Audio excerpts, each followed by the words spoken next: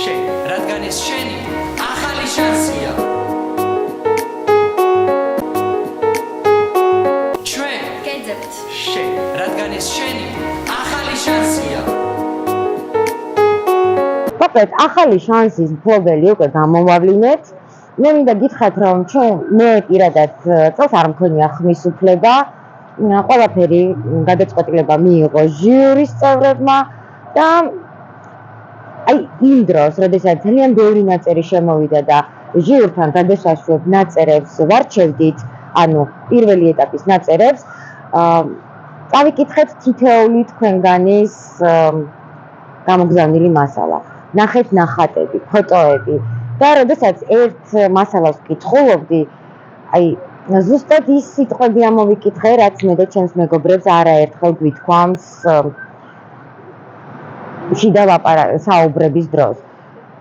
უცებ გამახსენდა ჩემი მეგობარი ნიკა ყულოშვილი, რომელსაც სოციალური ქსელის მოხმარებელი ძალიან კარგად იცნობს, რადგანაც მან დაიწყო აქცია გავადროშიანოთ საქართველო და ძალიან კარგია, რომ ბევრი ადამიანი გამოეხმაურა.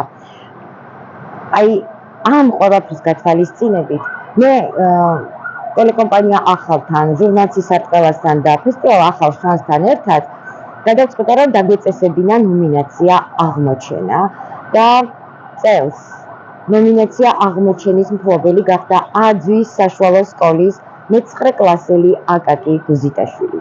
გიოცავ აკაკი და მე მინდა ახლა ჩვენთან დავუძახო ნიკა ყულოშვილს. ნიკა, გთხოვ, რომ მოხვიდე ჩვენთან და სანამ ნიკა შენ მოგმართავს აკაკი, პირადად მე მინდა გითხრათ ჩემს მეგობრებთან ერთად ჩავთვალე, რომ ვარ შენი რიგითი რაინდები და ყველა შენს წამოწყებას ახალი შანსი გვერდით დაუდგება და ჩვენ ვიქნებით ის ადამიანები, რომლებიც შენს ერთ დაძახებაზე მოვოთ.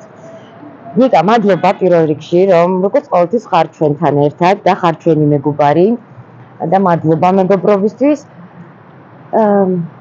რატომ ხარ დღეს შენ ჩვენთან? მოკლედ, როდესაც მე აკაკის ნაწერი წავიკითხე, გამახსენდი შენ.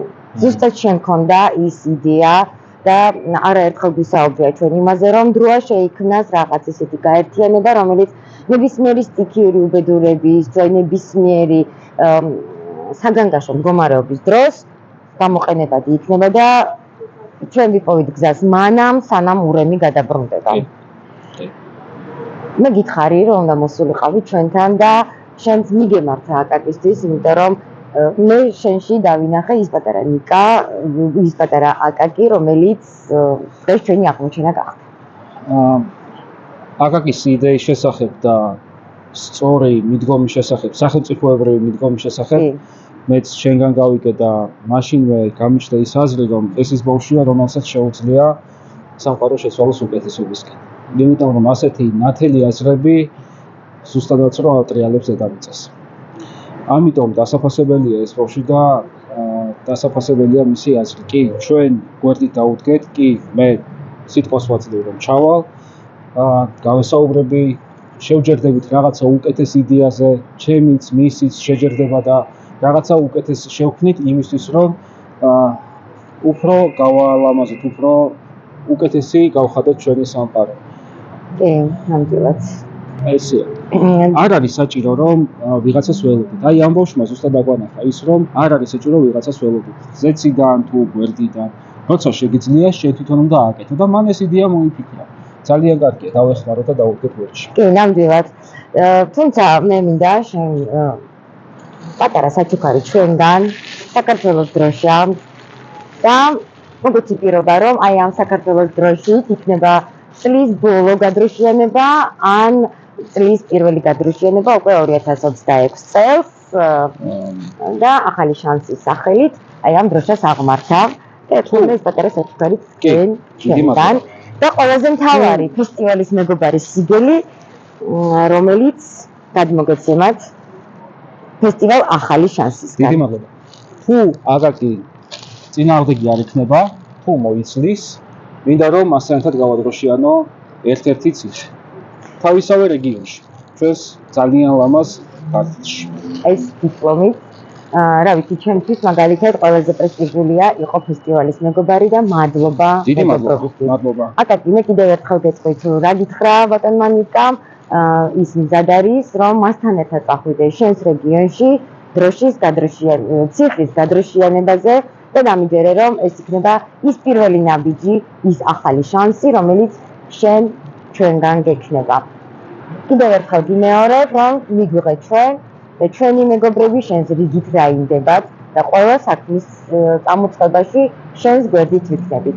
აქ კიდევ ერთხელ მინდა რომ ძალიან დიდი მადლობა მოუხადო აძვის საშუალო სკოლის დირექტორს ხალბატონ ნინო ბიძინაშვილს, აკაკის პედაგოგს ხალბატონ იზოლდა კორინთელს, რადგანაც აი ესეთი პატრიოტული სულისკვეთები, აი ესეთი სწორი ხედვით ახალგაზრდების აღზრდაში სწორედ პედაგოგებს მიუძღვით ძალიან დიდი წვლილი. სოფლიები საჯარო სკოლის მე-9 კლასის მოსწავლე აკაკი გუზიდაშვილი. ჩემთვის ეს სათეოროდ მოხალისე დავარქი. ესეში ვსაუბრობ იმ პრობლემებზე, რომლებმაც ამ ბოლო დროს იჩინა თავის სოფელში. უკვე აშკარად შეიმჩნევა კლიმატის ცვლილება. გაზაფხულით ყინვა ანადგურებს აყვავებულ ხილის ბაღებს, ხოლო ზაფხულში სიცხეს წვავს ბოსტნეულს. ადამიანები მოსავლის გარეშე რჩებიან.